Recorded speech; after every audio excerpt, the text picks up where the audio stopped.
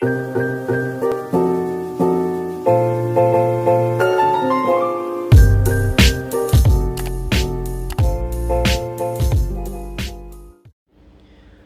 semua, pernah gak sih kalian nonton review dari food vlogger dan tiba-tiba ingin membeli makanan yang di-review tersebut?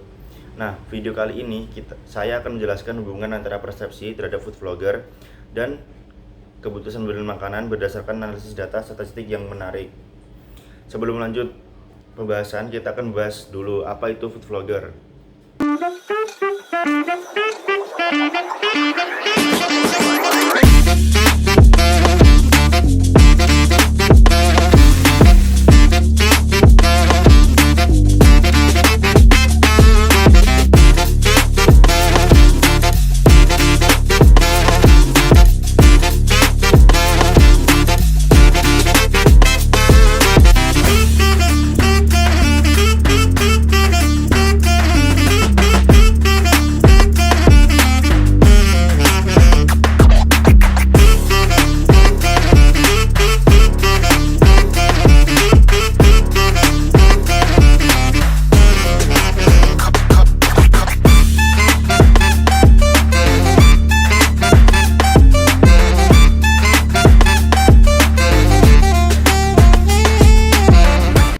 Vlogger adalah seseorang yang membuat konten berupa video tentang makanan dan membagikannya di platform seperti YouTube, Instagram, TikTok, atau blog pribadi.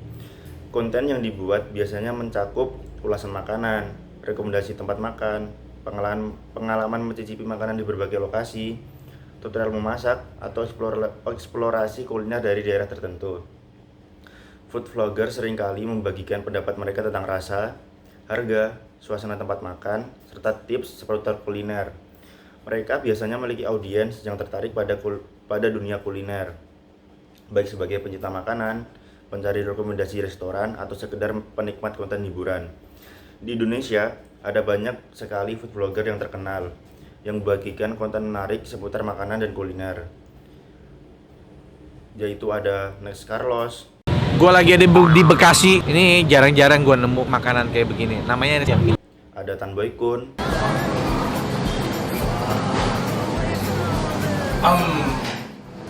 Dikit. Bro. Dikit. Ada Mamang Kuliner.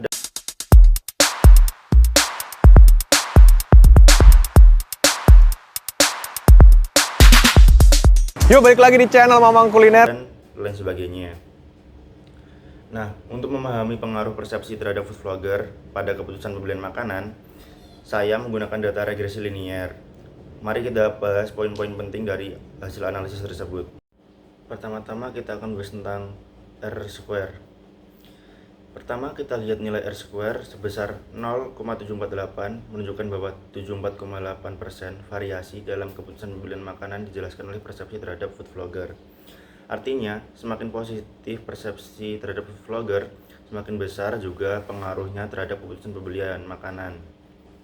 Sisanya, 25,2% dijelaskan oleh faktor lain, di luar dari persepsi terhadap food vlogger tersebut.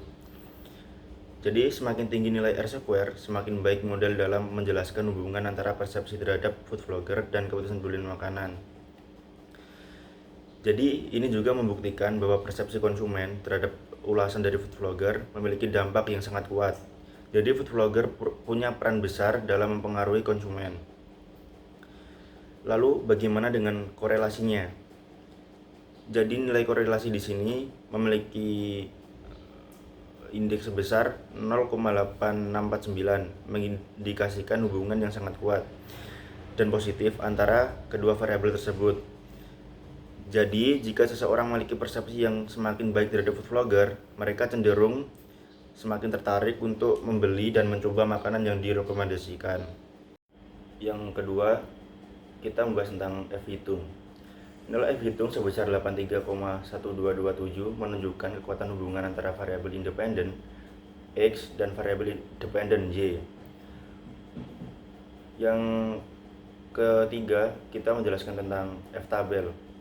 Untuk menemukan F-tabel, kita menggunakan derajat kebebasan df sama dengan 1, jumlah variabel independen, dan df2 sama dengan 28, jumlah sampel dikurangi jumlah parameter.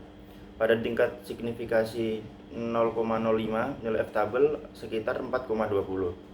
Karena F hitung jauh lebih besar dari F-tabel, kita bisa menyimpulkan bahwa model regresi ini signifikan secara statistik. Artinya, model dengan variabel X, persepsi food vlogger, memang memiliki pengaruh terhadap keputusan pembelian, variabel Y. Yang keempat, kita akan membahas tentang p-value. P-value sebesar 7,108e-10 menunjukkan bahwa probabilitas hasil ini terjadi secara kebetulan sangat kecil. Karena p-value jauh di bawah 0,05, kita menolak hipotesis 0 atau H0. Dengan kata lain, persepsi terhadap food vlogger memiliki pengaruh yang signifikan terhadap keputusan pembelian. Jadi dapat disimpulkan, dengan p-value jauh di bawah 0,05, kita bisa yakin bahwa persepsi terhadap food vlogger benar-benar memberikan pengaruh yang signifikan dan nyata terhadap keputusan pembelian makanan. Yang kelima, kita akan membahas tentang grafik. Jadi, mari kita lihat grafik line feed plot di sebelah sini.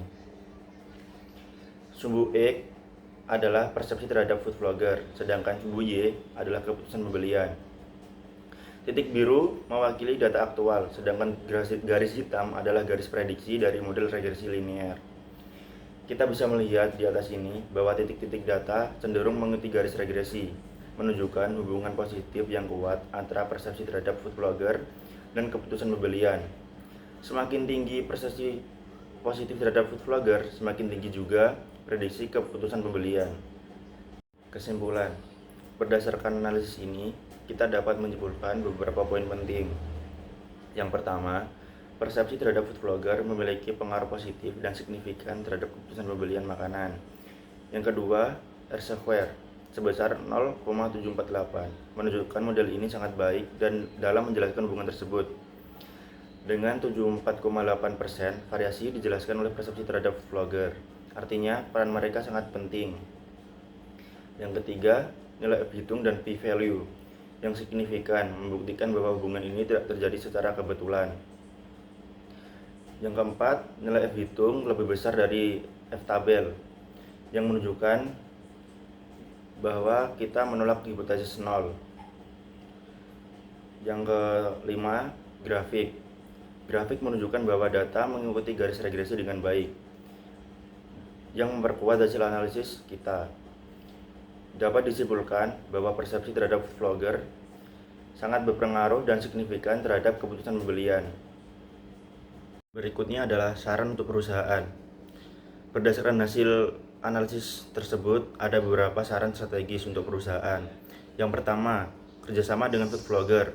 Perusahaan sebaiknya menggandeng food vlogger dengan reputasi baik dan audiens yang luas untuk meningkatkan persepsi positif konsumen. Yang kedua, konten yang berkualitas. Pastikan food vlogger memberikan ulasan yang autentik, menarik, dan sesuai dengan target pasar.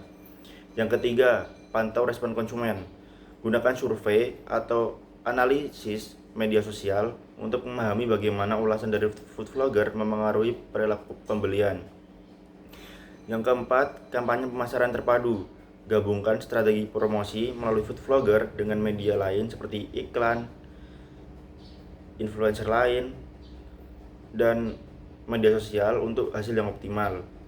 Yang kelima, monitoring ROI. Pantau efektivitas kampanye yang melibatkan food vlogger untuk memastikan pengembalian investasi yang optimal. Nah, itulah penjelasan lengkap tentang pengaruh persepsi terhadap food vlogger dan keputusan pembelian makanan. Dari data di atas, dapat disimpulkan bahwa persepsi terhadap food vlogger sangat berpengaruh pada keputusan pembelian. Terima kasih telah menonton. Saya Ibra, saya pamit. Receiving sound, receiving sound, receiving